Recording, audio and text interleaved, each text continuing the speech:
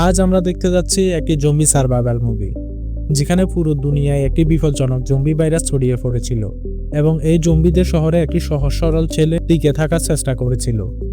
গল্প শুরু হয় জাপানের একটি শহর থেকে, যেখানে আমরা একটি কমিক কোম্পানিকে দেখতে পাই। এখানে নানা ধরনের কমিক বই তৈরি করা হয়, তবে এই কোম্পানিটি ছিল খুবই ছোট। সেখানে একজন ডিরেক্টর ছিলেন এবং তার অধীনে 4 জন আর্টিস্ট কাজ করতেন, যারা কমিক্সের বিভিন্ন ড্রয়িং তৈরি করতেন। এই ড্রয়িং আর্টিস্টদের মধ্যে একজন ছিল উইকে নামের একটি ছেলে। কমিক্সের উপর কাজ করা ছিল তার প্যাশন। সে শখের বশে এই কাজটি করত। যদিও বেতন ছিল খুবই কম, সেখানে মিথু নামের একটি মেয়েও কাজ করত। তো একদিন যখন তারা সবাই কাজ করছিল, তখনই তারা টিভিতে একটি অদ্ভুত খবর দেখল। খবরে দেখানো হচ্ছিল যে শহরের রাস্তায় একজন লোক তার কুকুর নিয়ে হাঁটছিল, কিন্তু হঠাৎ সেখানে একজন মহিলা এসে সোজা কুকুরটিকে কামড়ে দেয়। এটা দেখে যখন কুকুরের মালিক তাকে বাঁচাতে আসে, তখন সেই মহিলা তাকেও কামড়ে দেয়। এরপর সেই কুকুর এবং তার মালিক দুজনে অদ্ভুত ধরনের আচরণ করতে শুরু করে। এমন খবর শুনে সেখানে উপস্থিত সবাই একেবারে অবাক হয়ে যায়। কিছুক্ষণ পর আবার আরেকটি খবর আসে। শহরের বিভিন্ন এলাকায় লোকেরা একে অপরের উপর হামলা করছে, তাই পুলিশ তাদের সবাইকে গ্রেফতার করছে।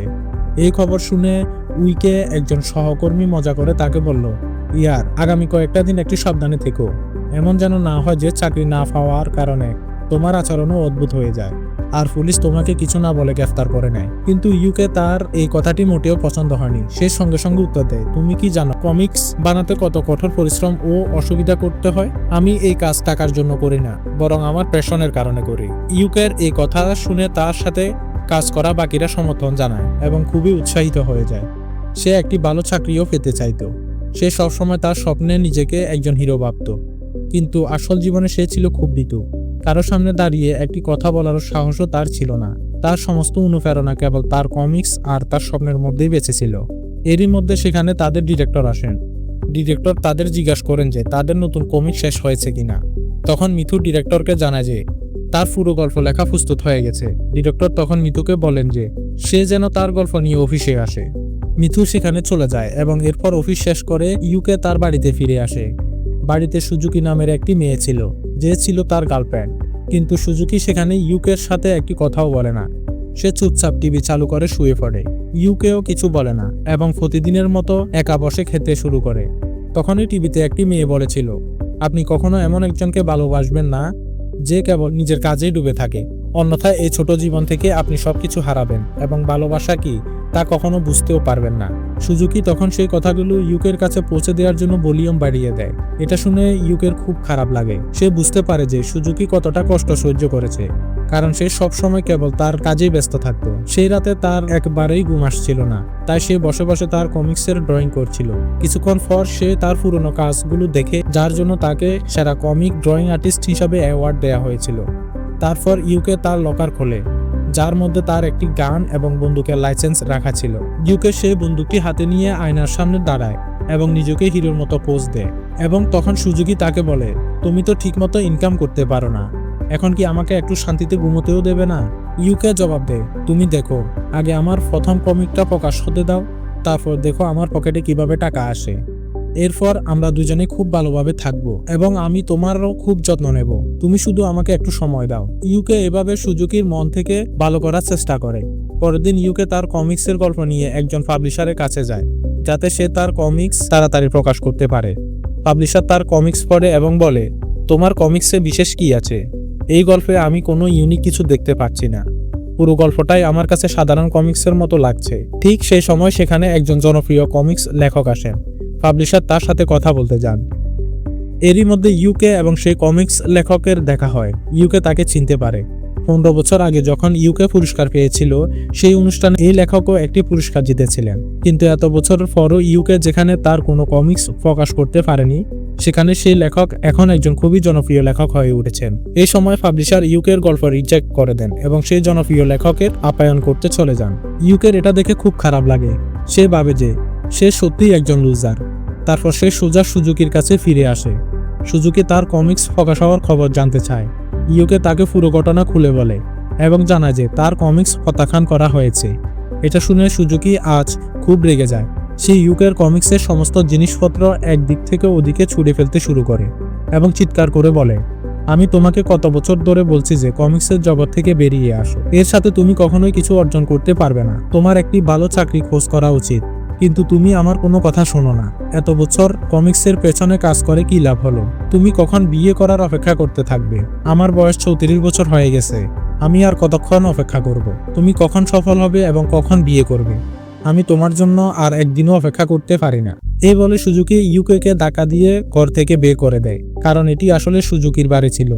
এরপর সুজুকি নিজের ঘরে কাঁদতে কাঁদতে ইউকেকে বলে, তুমি আজ থেকে তোমার কমিক্সের স্বপ্ন ছেড়ে দাও, কমিক্সের সব জিনিস ফেলে দাও এবং একটা নতুন চাকরি খোঁজ করো, যাতে আমাদের দুজনের জীবন চলতে পারে। তারপর তুমি আমার সাথে যোগাযোগ করবে। কিন্তু যদি তুমি এটা করতে না পারো, তাহলে কখনো আমার সামনে আসবে না।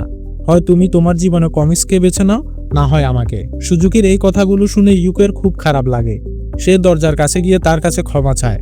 সে তাকে বারবার সরি বলে।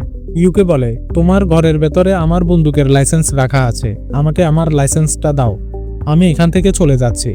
সুজুকি বুঝতে পারে যে সম্ভবত ইউকে কমিক্সকে বেছে নিয়েছে, তাই সে এর আগে দরজা খুলে না, কিন্তু ভেতর থেকে তার লাইসেন্সটি দিয়ে দেয়। তখন ইউকে বাইরের একটি বেঞ্চে গিয়ে অনেকক্ষণ ধরে মন খারাপ করে বসে থাকে। সে তার অফিসে শিফট হওয়ার কথা ভাবে। পরের দিন সকালে যখন সে তার অফিসে কাজ করছিল, তখনই টিভিতে একটি খবর দেখানো হয়।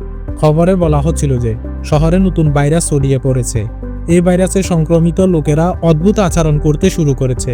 মনে হচ্ছে এই ভাইরাস ধীরে ধীরে এক ভয়ঙ্কর রূপ ধারণ করতে পারে। এরই মধ্যে মিথু জানায় যে তার শরীর একদম ভালো লাগছে না এবং সে খুব অসুস্থ বোধ করছে। এরপর সে সেখান থেকে অন্য ঘরে চলে যায়। ঠিক এই সময় তাদের একজন সহকর্মী সবাইকে জানায় যে প্রায় 2 ঘন্টা পর মিথু ডিরেক্টরের ঘর থেকে বাইরে এসেছে। বাইরে আসার পর আচরণের অদ্ভুত হয়ে গেছে এবং তার শরীরে কামড়ানোর চিহ্নও দেখা যাচ্ছে। কিন্তু ডিরেক্টরের তো একটা সুন্দর পরিবার আছে, তাহলে ডিরেক্টর মিথুর সাথে এমন কেন আচরণ করলেন? তারা আসলে এখানে খারাপ কিছু ভাবছিল। কিন্তু ঠিক সেই সময় এখানে ডিরেক্টর চলে আসেন। ডিরেক্টর বলছিল যে আজ তার শরীরও ভালো লাগছে না, তাই তিনি ওষুধ খাচ্ছিলেন। কিন্তু দেখা যায় যে ডিরেক্টরের চোখ ধীরে ধীরে লাল হতে শুরু করেছে। অন্যদিকে ইউকে কমিক্স লিখতে লিখতে ক্লান্ত হয়ে ঘুমিয়ে পড়েছিল। ঠিক তখনই সুজুকি তাকে ফোন করে। ইউকে এটা দেখে খুব খুশি হয়ে যায় এবং তার কমিক্সের কাজে ডিস্টার্ব না ঘটাতে সে বাইরে গিয়ে কথা বলে। কিন্তু ঠিক সেই সময় সে একটি জিনিস লক্ষ্য করে, আকাশে বেশ কয়েকটি হেলিকপ্টার একটি নির্দিষ্ট জায়গার দিকে যাচ্ছে। ইউকে এটা দেখে খুব ভয় পেয়ে যায়। সে ভাবে, শহরে কি আবার ভাইরাস ছড়িয়ে পড়েছে? কারণ টিভিতে তো এটাই খবর দেখানো হচ্ছিল। এরই মধ্যে সুজুকি কথা বলতে বলতে খুব ইমোশনাল হয়ে যায়। ইউকে তাকে জিজ্ঞাসা করে, তুমি কি ঠিক আছো? তোমার শরীর খারাপ লাগছে না তো? কিন্তু সুজুকি তাকে উত্তর দেয়, তুমি আমাকে ক্ষমা করে দাও। রাগের মাথায় আমি তোমাকে অনেক কিছু বলে ফেলেছি। আমি তোমার স্বপ্নকে ছোট মনে করেছিলাম।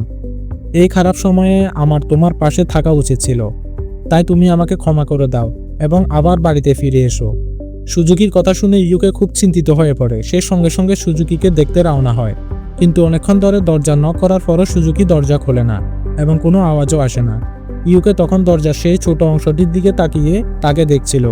সুজুকি একদম সোজা হয়ে বিছানায় চুপচাপ শুয়েছিল। ইউকে এটা দেখে খুব চিন্তিত হয়ে পড়ে। সে বারবার তাকে দরজা খুলতে বলে। কিছুক্ষণ পরে দেখা যায় যে সুজুকি খুব অদ্ভুতভাবে বিছানা থেকে উঠে বসে। কিছুক্ষণের মধ্যে অদ্ভুত আচরণ করতে করতে সে বিছানা থেকে গড়িয়ে নিচে মেঝেতে পড়ে যায় এবং ছটফট করতে থাকে। ইউকে এটা দেখে খুব ভয় পেয়ে যায়। ধীরে ধীরে সুজুকি দরজার দিকে এগোতে থাকে এবং যেই ইউকে তার মুখ দেখে তার আত্মা কেঁপে ওঠে। আসলে সুজুকি এখন পুরোপুরি জম্বিতে পরিণত হয়েছে। সে দরজা খুলে সরাসরি ইউকের উপর হামলা করতে যাচ্ছিল, কিন্তু ইউকে কোনোভাবে তাকে ধরে ফেলেন এবং তাকে নিয়ন্ত্রণ করার চেষ্টা করেন। দুজনের মধ্যে দস্তাদস্তির ফলে ইউকের ফোন উপর থেকে সরাসরি নিচে পড়ে যায় এবং ভেঙে নষ্ট হয়ে যায়। অন্যদিকে সুজুকি ইউকেকে কামড় না দিয়ে সরাসরি তার ঘরের দরজাতে কামড় দেয়। ইউকে এটা দেখে খুব ভয় পেয়ে যায় এবং তাকে ধাক্কা দিয়ে ঘরে ঢুকিয়ে দেয়। কিন্তু ঠিক সেই মুহূর্তে সুজুকি আবার তার উপর হামলা করতে যাচ্ছিল। ইউকে এতটাই ভয় পেয়ে যায় যে সে তাকে জোরে ধাক্কা মারে, ফলে সুজুকি মেঝেতে পড়ে যায় এবং তার মাথায় গুরুতর চোট লাগে। অতিরিক্ত রক্তক্ষরণের কারণে সে সেখানেই মারা যায়। ইউকে এটা দেখে খুব কষ্ট অনুভব করে, কিন্তু সে বুঝতে পারে না যে এসব কি হচ্ছে।